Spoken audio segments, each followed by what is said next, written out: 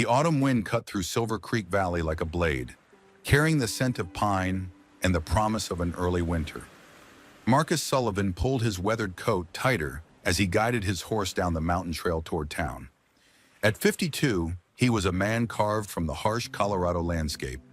Broad shoulders, calloused hands, and eyes that had seen too much loss.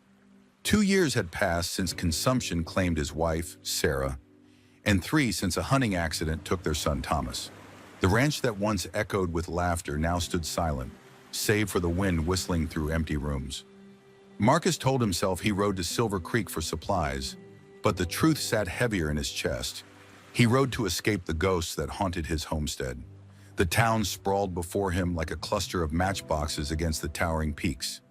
Smoke rose from chimneys, and the familiar sounds of frontier life drifted on the crisp air. Marcus dismounted outside Porter's General Store, tying his horse to the hitching post with practiced efficiency. That's when he saw her. A young woman stood outside the store, sweeping the wooden planks with mechanical precision. Her movements were stiff, careful, like someone who'd learned that the wrong gesture could bring pain. Her dress hung loose on her frame, and even from a distance, Marcus could see the yellowing bruise that spread across her left cheek like spilled ink. She couldn't have been more than 18, but her eyes held the wariness of someone much older. When she bent to gather dust into the pan, she moved gingerly, favoring her left side. "Victoria, damn girl, move faster!" The shout erupted from inside the store, harsh and cruel. "I ain't paying you to daydream!" The young woman, Victoria, flinched at the sound. Her grip tightened on the broom handle, knuckles white with strain. Marcus felt something cold and familiar settle in his stomach. He'd seen enough broken spirits in his time to recognize another one. Luther Blackwood emerged from the store like a thundercloud given form. The man was lean and mean, with the look of someone who found pleasure in others' pain. His eyes were small and dark, set in a face that seemed permanently twisted by cruelty. "You deaf girl?" Luther raised his hand, and Victoria instinctively stepped back. "No, sir," she whispered, voice barely audible. "I'm sorry, sir." Marcus found himself moving before conscious thought took hold. His boots struck the wooden planks with authority, each step deliberate and measured. "Problem here?" His voice cut through the tension like a knife through rope. Luther turned, squinting against the afternoon sun. "Marcus Sullivan. Didn't see you right in." The man's tone carried the false joviality of someone caught in an ugly act. "I can see that." Marcus's gaze shifted to Victoria, taking in the full extent of her injuries. Besides the facial bruising, he noted the careful way she held herself, the fear that radiated from her like heat from a forge. "This your daughter?" "Stepdaughter," Luther corrected with a sneer. "Her mother was my late wife. Girl's been nothing but trouble since." Marcus looked at Victoria again. She kept her eyes downcast, but he could see the shame burning in her cheeks. No child, and despite her age, that's what she was, deserved to carry that kind of burden. "Seems to me she's working hard enough," Marcus observed. Luther's face darkened. "Ain't your concern, Sullivan. Girl owes me for room and board. Has since her mother passed." "Does she now?" Marcus stepped closer, and Luther instinctively backed up. "And how long you planning to collect on that debt?" "Long as it takes." The answer hung in the air like smoke from a bad fire. Marcus had heard enough. He turned to Victoria, whose eyes had finally lifted to meet his. "What's your name?" "Victoria Hayes," she answered softly. "Victoria, you got anywhere else to go?" She shook her head, the movement barely perceptible. Marcus nodded once, decision crystallizing in his mind with surprising clarity. "You do now." Luther Blackwood's face went from pale to red to purple in the span of 3 heartbeats. "Now wait just a damn minute." "No." Marcus's voice carried the finality of a judge's gavel. "You wait. I've seen how you treat her, and I've heard enough to know it ain't right. Victoria, gather your things." Victoria stared at him as if he'd spoken in a foreign tongue. I don't understand." "I'm offering you work. Clean work, honest pay, and a place where no one raises a hand to you. That clear enough?" Luther stepped forward, puffing up like an angry rooster. "You can't just take her. She's my responsibility, my—" You're what? Marcus turned the full weight of his attention on Luther, and the smaller man faltered. Your property? She's a person, not livestock. And if you think you can stop her from leaving, you're welcome to try. The threat in Marcus's voice was unmistakable. Luther might be cruel, but he wasn't stupid. Marcus Sullivan had a reputation in these parts. Fair but hard, and not a man to cross lightly. This ain't over, Luther muttered, but he stepped aside. Marcus looked back at Victoria. Your choice, miss. Stay here or come with me, but choose now. Victoria's hands trembled as she set down the broom. For a moment, Marcus thought she might refuse, too beaten down to believe in the possibility of escape. Then she straightened her shoulders with visible effort. I'll come with you. Good. Get what's yours. Victoria disappeared inside, returning moments later with a small cloth bundle that couldn't have contained more than a change of clothes and a few personal items. Everything she owned in the world, Marcus realized, and it fit in something smaller than a saddlebag. Luther watched from the store's doorway, his face a mask of barely controlled rage. You'll regret this, Sullivan. Mark my words. Marcus helped Victoria onto his horse, noting how she settled behind him with the careful movements of someone whose body was a catalog of old injuries. As they rode away from Silver Creek, he felt her grip tighten on his coat. Why? She asked after they'd put some distance between themselves and the town. Marcus considered the question as they climbed the winding trail toward his ranch. Why had he intervened? He could tell himself it was simple decency, but the truth ran deeper.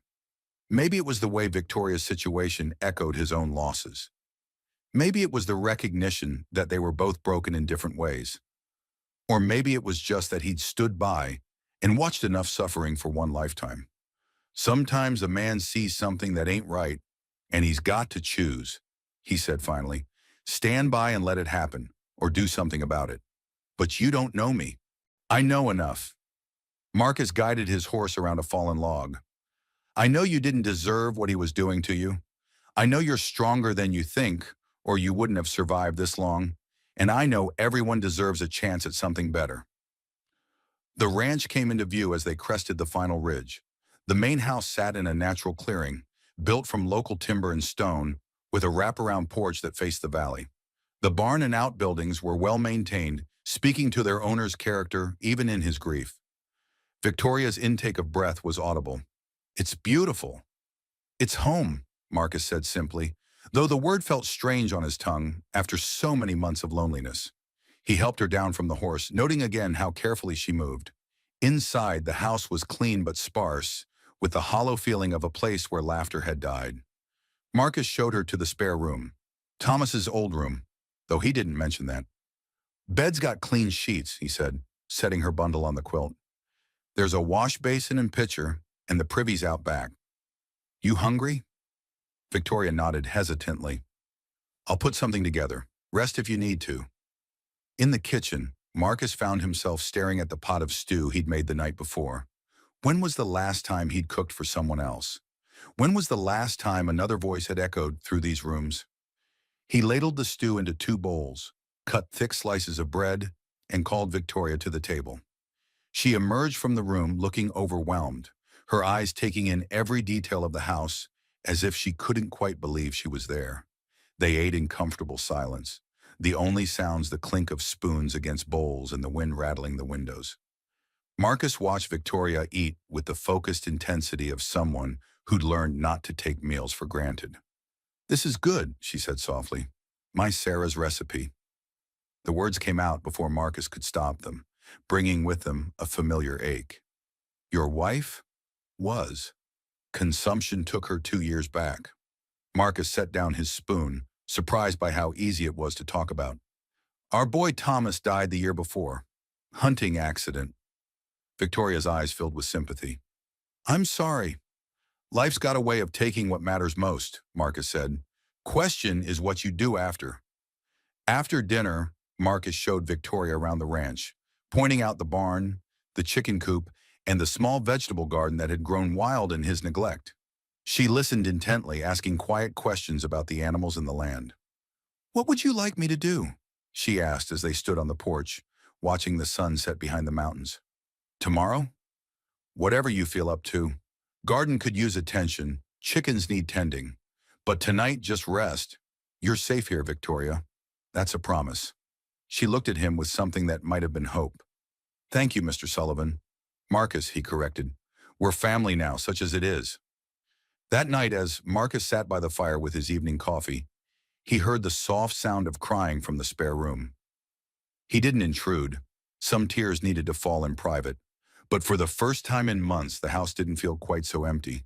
Dawn came pale and cold over the mountains, painting the valley in shades of silver and gold. Marcus woke to the sound of movement in the kitchen. Quiet, careful sounds that spoke of someone trying not to disturb others. He found Victoria at the stove, attempting to coax life from the cold cast iron. She'd changed into her other dress, and though it was as worn as the first, she'd taken care to braid her hair neatly. Coffee's harder than it looks on that old stove, Marcus said, making her jump. I'm sorry, I didn't mean to. Nothing to apologize for. Marcus moved to the stove, adjusting the damper and adding kindling to the firebox. Takes a particular touch. Sarah always said I was the only one who could make it behave. Within minutes, the familiar aroma of brewing coffee filled the kitchen. Victoria watched his movements with the intensity of someone memorizing every detail. You're studying me like a hawk studies a rabbit, Marcus observed with a hint of amusement. Victoria colored. I want to learn. I want to be useful. You're useful just by being here. The words surprised them both. Marcus hadn't realized the truth of them until he spoke. House has been too quiet for too long. Over breakfast, Marcus outlined the day's work. The vegetable garden needed to be cleared and prepared for winter storage. The chickens needed fresh straw in their nesting boxes. There were fences to mend and firewood to split. I can help with all of that, Victoria said eagerly. Marcus studied her face, noting the determined set of her jaw. Garden's probably the best place to start. Work at your own pace. Your body's still healing. Victoria's hand instinctively went to her ribs, then dropped quickly. I'm fine. I'm sure you are, but healing and being fine aren't the same thing. They worked together in companionable silence, Marcus splitting wood while Victoria tackled the overgrown garden. She moved slowly at first, testing her limits, but as the morning progressed, her movements became more confident. Marcus found himself stealing glances at her as she worked. There was something deeply satisfying about watching life return to the neglected garden under her careful attention. She had a natural way with plants, talking to them softly as she worked. You've done this before, he observed during their noon break.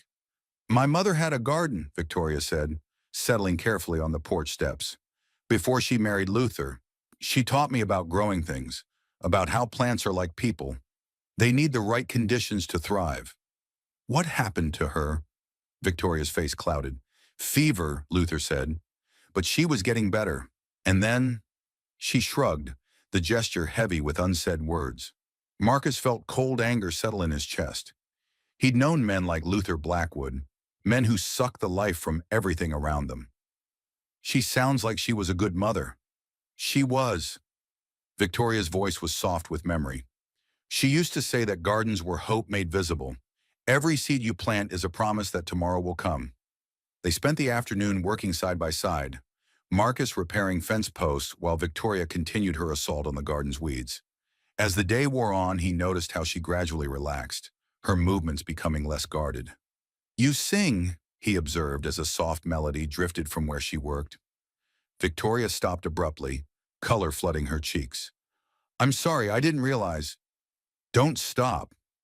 Marcus straightened from his work. Haven't heard music in this place for too long. My mother taught me the songs, Victoria said hesitantly.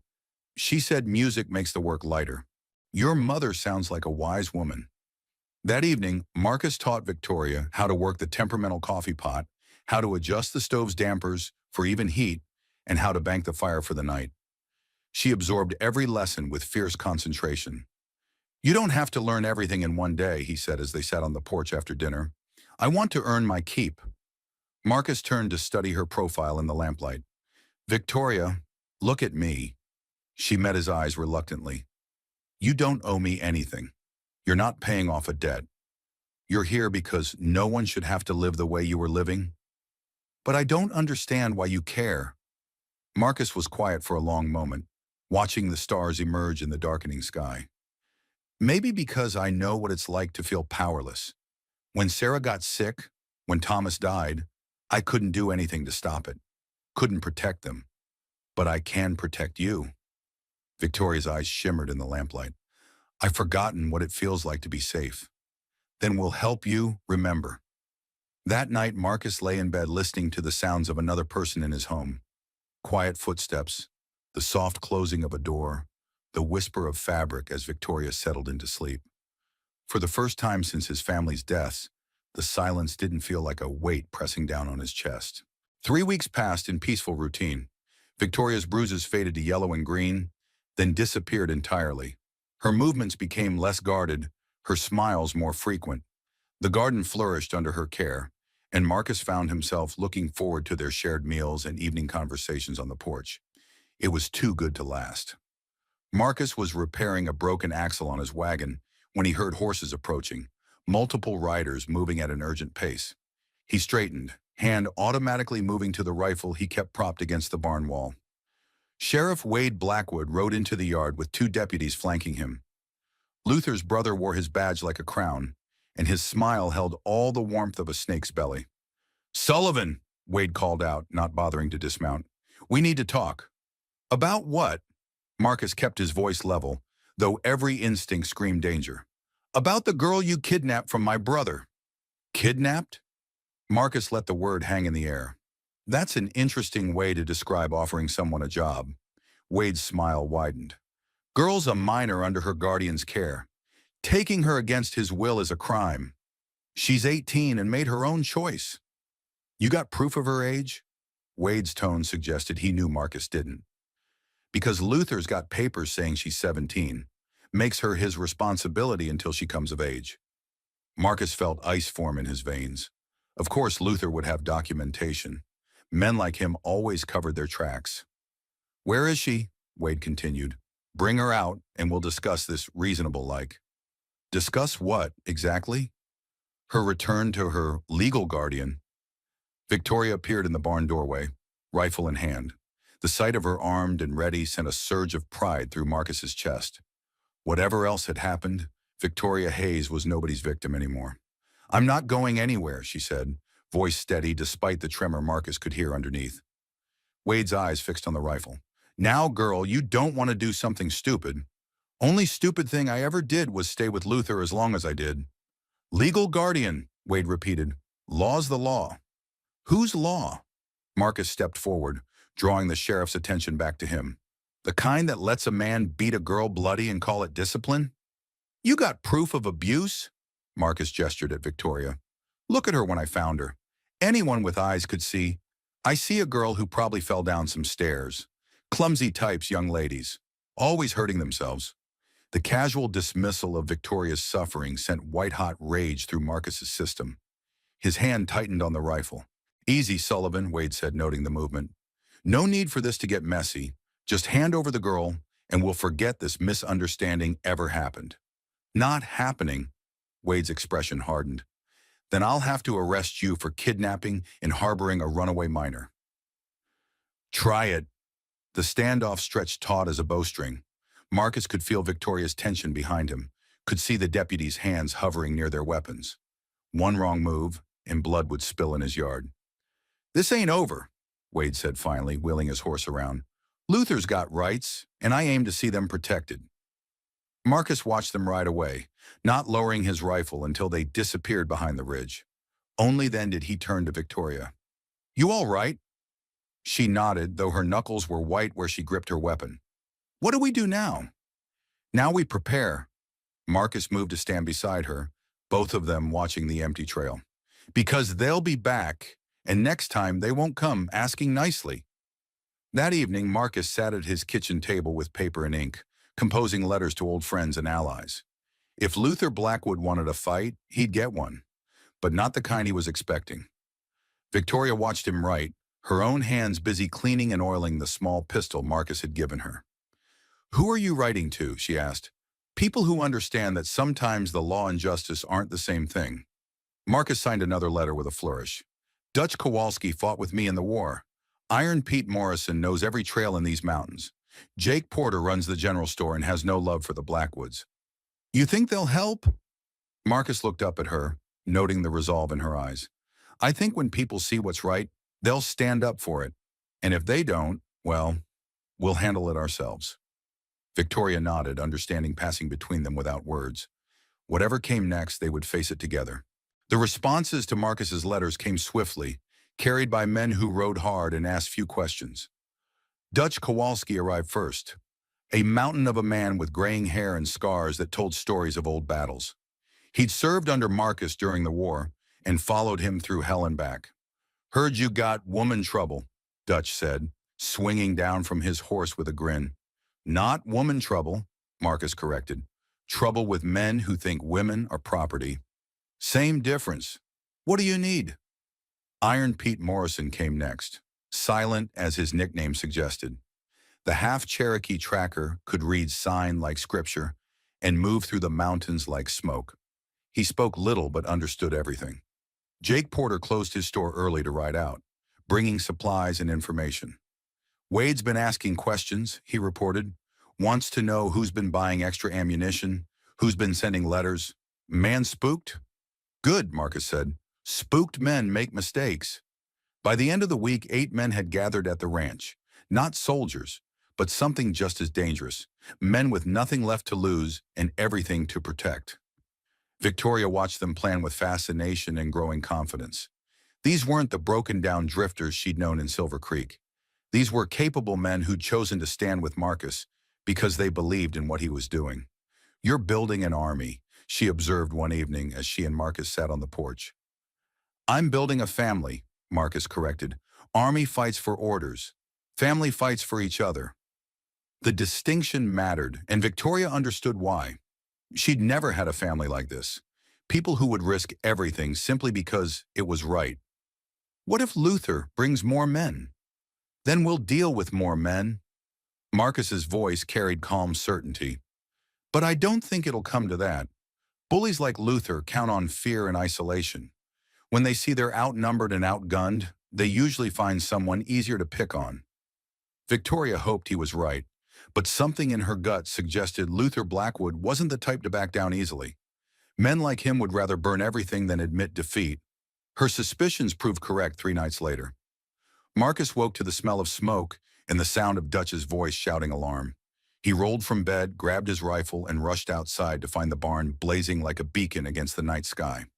How bad, he asked Dutch, who was already organizing the men into bucket brigades. Could have been worse. Pete saw them coming and gave warning. Saved most of the animals. Marcus watched flames lick at the sky, orange light dancing across the faces of his allies. This was Luther's answer. If he couldn't take Victoria legally, he'd make Marcus's life too expensive to maintain. Any casualties? Marcus asked. Just pride and timber, Iron Pete said, emerging from the smoke. But they left something behind. He handed Marcus a piece of paper, singed around the edges. The message was brief and unsigned. Give us the girl or lose everything. Victoria appeared at Marcus's side, soot-stained and determined. This is my fault. No, Marcus said firmly. This is their choice. They chose violence over law. They chose cruelty over mercy. That's on them, not you. But if I went back, you'd be dead inside a year. Marcus turned to face her fully. Maybe literally, definitely spiritually. I won't let that happen. Victoria stared at the burning barn, her face illuminated by flames. Then what do we do? Marcus looked around at his allies, scarred men with steady hands and loyal hearts. They'd lost the barn, but they were all alive and unbroken. Luther had escalated the conflict, but he'd also shown his hand. Now we stop playing defense, Marcus said. Now we take the fight to them. Dutch grinned, the expression fierce in the firelight. About damn time. They came at dawn, not the stealthy approach Luther might have preferred, but a show of force designed to intimidate. 20 men on horseback, led by Sheriff Wade Blackwood and a stranger in a federal marshal's coat. Marcus watched them approach from his position behind the reinforced fence posts Dutch and Iron Pete had installed. The barn was a pile of cooling ash, but it had served its purpose as a rallying cry. Every man in the valley who'd ever been wronged by the Blackwoods had found his way to the Sullivan Ranch. Marcus Sullivan, the federal marshal's voice carried across the yard. I'm Marshal Cornelius Hartwell, and I have a warrant for your arrest. What charges? Marcus called back, though he suspected he knew. Kidnapping, harboring a fugitive, and obstruction of justice. Marcus stepped into view, rifle across his chest but not aimed. And I suppose Luther Blackwood swore out those charges? Legal guardian has rights under territorial law. Rights don't include beating a girl bloody. Marshal Hartwell consulted his papers. I see no mention of abuse in the complaint, just a concerned stepfather wanting his daughter returned. Victoria appeared beside Marcus, her own rifle steady in her hands. The transformation from the broken girl he'd found 3 months ago was complete. She stood like a woman who knew her worth and wouldn't surrender it. I'm not his daughter, she called out. I'm not his property, and I'm not going anywhere. Miss Hayes, the marshal said, his tone patronizing. You're young and confused. These men have filled your head with lies about your stepfather. Come with us and we'll sort this out properly. I know the difference between truth and lies, Victoria replied. I know the difference between protection and abuse, and I know which side of this fence represents which. Wade Blackwood spurred his horse forward. Enough talk! We're taking the girl, and anyone who interferes will answer to federal authority. Federal authority backed by local corruption, Dutch called out from his position. How much Luther pay you, Marshal? Hartwell's face darkened. That's slander. That's truth, Iron Pete said, materializing from behind a boulder, with his rifle trained on the marshal. Question is whether you're corrupt or just stupid. The standoff stretched taut. 20 men facing 12, but Marcus's people held better positions and fought for something they believed in. That counted for a lot. Last chance, Wade said, hand hovering over his sidearm. Give us the girl, or we'll take her. Marcus felt Victoria tense beside him. This was the moment, the fulcrum on which everything balanced. He could surrender her and watch Luther Blackwood destroy what was left of her spirit, or he could fight and risk everything. It wasn't really a choice at all. No, Marcus said simply. The first shot came from Wade's direction. Whether he drew first or one of his men got nervous, Marcus never knew. But once the firing started, it spread like wildfire. Marcus threw himself sideways, tackling Victoria behind the cover of a water trough as bullets whined overhead. Dutch's rifle boomed from the house, and Iron Pete's sharpshooting skills proved their worth as one of Wade's deputies tumbled from his saddle. Stay down, Marcus shouted to Victoria as he returned fire. Like hell. She rose just enough to sight down her rifle barrel and squeeze off a shot that sent another attacker diving for cover. The battle raged for what felt like hours but was probably only minutes. When the smoke cleared, Wade Blackwood lay dead in Marcus's yard, and Marshal Hartwell was bleeding from a shoulder wound that left his gun arm useless. Luther Blackwood, Marcus noted with grim satisfaction, was nowhere to be seen. The man was a coward as well as a bully. Anybody hurt? Marcus called out. Jake took a graze on his arm, Dutch reported. Nothing serious. Marcus rose slowly, keeping his rifle ready. The surviving attackers were backing away, their stomach for the fight clearly gone. Hartwell clutched his wounded shoulder, his face pale with shock and pain. This isn't over, the marshal said through gritted teeth. Yes, it is, Victoria said, stepping out from behind the trough. Because next time you come here, you'd better bring an army, and you'd better bring proof that isn't bought and paid for by Luther Blackwood. Hartwell looked at her, really looked, and Marcus saw the moment when the man realized what he'd been part of. Victoria Hayes wasn't a confused child or a runaway. She was a woman who'd found her strength and wouldn't give it up. Get off my land, Marcus said quietly, all of you, and tell Luther Blackwood that if he shows his face here again, he'll join his brother. They left, carrying their wounded and their dead. Marcus watched them go, feeling something settle in his chest that had been restless for months. Is it really over? Victoria asked, moving to stand beside him. Marcus looked down at her, this fierce, brave woman who'd become his daughter in all the ways that mattered. The fighting might be, but the living, that's just getting started. Winter came early to Silver Creek Valley. blanketing the mountains in snow and wrapping the Sullivan Ranch in pristine silence.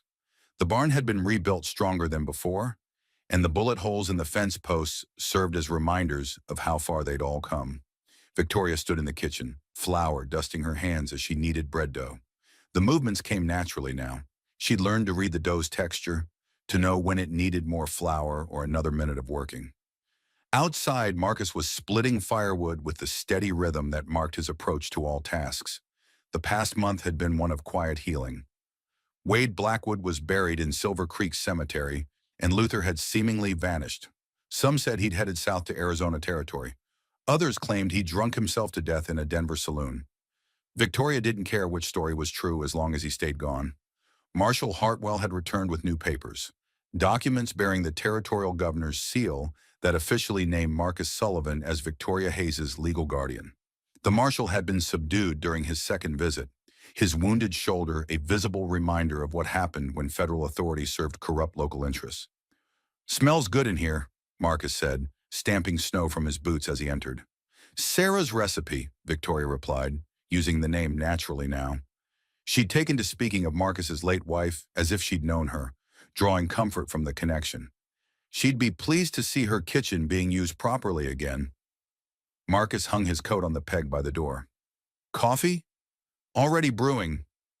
They'd developed dozens of small rituals like this, domestic rhythms that spoke of family and belonging. Victoria had never experienced anything like it during her years with Luther, where every interaction carried the potential for violence. "Dutch and Iron Pete are heading back to their own places come spring," Marcus mentioned as they sat at the table. Victoria felt a pang of loss. The men who'd stood with them had become part of their extended family. "Will we see them again?" "Every summer for Roundup and whenever we need them." Marcus smiled.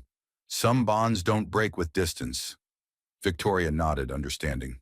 She'd learned about different types of bonds over the past months, the chains of blood and law that had held her to Luther, and the chosen ties of loyalty and love that bound her to Marcus. "I've been thinking," Victoria said carefully, "about what comes next." Marcus raised an eyebrow. "Oh, I want to learn to read better, write properly, maybe study some books about ranching and business." "Planning to take over the operation?" Victoria colored slightly. "I want to be useful, really useful, not just someone you feed and shelter out of kindness." Marcus set down his coffee cup and fixed her with a serious look. "Victoria, you listen to me. You've never been just someone I feed and shelter. You brought life back to this place. You reminded me what it means to have family." "But I'm not really your daughter." "The hell you're not." Marcus's voice carried absolute conviction. "Blood doesn't make family, girl. Choice does. Commitment does. Love does. And by all those measures, you're my daughter, as surely as if Sarah had borne you herself." Victoria felt tears sting her eyes. She'd dreamed of hearing words like these during the dark years with Luther, but she'd never dared believe they could be real. "I love you too," she whispered. "Pa." The word hung in the air between them, heavy with meaning. Marcus smiled, the first truly unguarded smile Victoria had seen from him. "Well then," he said, "I reckon we'd better start planning your education. Can't have my daughter running this ranch without proper knowledge." They spent the evening poring over catalogs and letters from distant schools, planning a future that stretched beyond simple survival. Victoria would study during the winter months when ranch work slowed, and Marcus would teach her everything he knew about cattle and land management. As the fire burned low in the hearth, Victoria found herself thinking about her mother's words. "Gardens are hope made visible." This ranch, this family, this new life, they were all gardens of a sort, carefully tended and nurtured into something beautiful. "Pa," she said softly. "Yes, thank you for seeing me, for choosing me, for fighting for me." Marcus reached across the table and squeezed her hand. "Thank you for letting me." Outside, snow continued to fall, covering the world in clean whiteness. Inside, two people who'd found each other in the darkness sat by the fire, planning a future built on the unshakable foundation of chosen family. The wind still howled across the mountains, but it no longer sounded lonely. It sounded like home. 5 years later, Victoria Hayes Sullivan stood on the porch of the ranch house, watching the sunrise paint the mountains in shades of gold and rose. She wore a simple wedding dress, cream-colored silk that she'd ordered from Denver, and her dark hair was braided with wildflowers that Marcus had picked that morning. "Ready?" Marcus asked, emerging from the house in his best black suit. Victoria smiled, thinking of how far they'd both traveled from that autumn day when he'd found her broken and afraid outside Porter's store. She was 23 now, educated and confident, the sole heir to one of the most prosperous ranches in the territory. But more than that, she was loved and protected by a man who'd proven that family was about choice, not blood. "I'm ready," she said, taking his arm. The ceremony would be small. Dutch and Iron Pete had ridden in for the occasion, along with Jake Porter and a handful of other friends who'd stood with them during the dark days. Victoria's groom was a young doctor from Denver, a gentleman named David Chen, who'd won Marcus's grudging approval after a courtship that lasted 2 full years. As they walked toward the small chapel they'd built on the ranch, Victoria thought about the journey that had brought her here. The scared, broken girl who'd swept Porter's porch was gone, replaced by a woman who knew her own worth and wouldn't accept anything less than she deserved. "Nervous?" Marcus asked, noticing her quiet mood. "No," Victoria said, and realized she meant it. "I know what love looks like now. Real love. The kind that protects instead of destroys, that builds up instead of tears down." Marcus squeezed her arm. "Your mother would be proud." Victoria smiled, thinking of the woman who taught her about gardens and hope. "Both my mothers would be proud." After the ceremony, as the small gathering celebrated on the ranch porch, Victoria found a quiet moment with Marcus. The man who'd saved her, raised her, and taught her what family could be looked older now, silver threading through his dark hair, but his eyes still held the same steady strength that had drawn her to trust him all those years ago. "Thank you," she said simply. "For what? For choosing me, for fighting for me, for showing me that I was worth fighting for?" Marcus smiled, the expression warm with paternal pride. "You would have figured that out on your own eventually. I just gave you a safe place to do it." Victoria laughed, shaking her head. "Even now you're trying to give me all the credit, because it belongs to you. Everything you've become, every strength you've shown, that came from inside you. I just made sure nobody could hurt you while you found it." As the sun set behind the mountains, painting the sky in brilliant oranges and purples, Victoria Hayes Sullivan looked out over the land that had become her sanctuary and her home. Tomorrow she would begin a new chapter with David, but she would never forget the lesson Marcus had taught her, that the strongest bonds aren't forged by blood or law, but by choice and love and the willingness to stand up for what's right. Sometimes, she reflected, the greatest gift you can give someone isn't money or possessions or even safety. Sometimes the greatest gift is simply believing in them when they can't believe in themselves. The wind still howled across Silver Creek Valley, carrying the scent of pine and the promise of winter. But to Victoria, it would always sound like the voice of freedom calling her home. Marcus Sullivan's story reminds us that sometimes the greatest act of courage isn't drawing a gun or riding into battle. It's choosing to see someone's worth when the world has convinced them they have none. Victoria's transformation from a broken girl to a confident woman shows us that healing is possible, that family can be chosen, and that love truly can conquer the darkest circumstances. What moved you most about Marcus and Victoria's journey? Was it the moment he first stood up to Luther, the quiet scenes of Victoria learning to trust again, or perhaps the final battle where she fought for her own freedom? Share your thoughts in the comments below. I love hearing which parts of these stories resonate most with our viewers.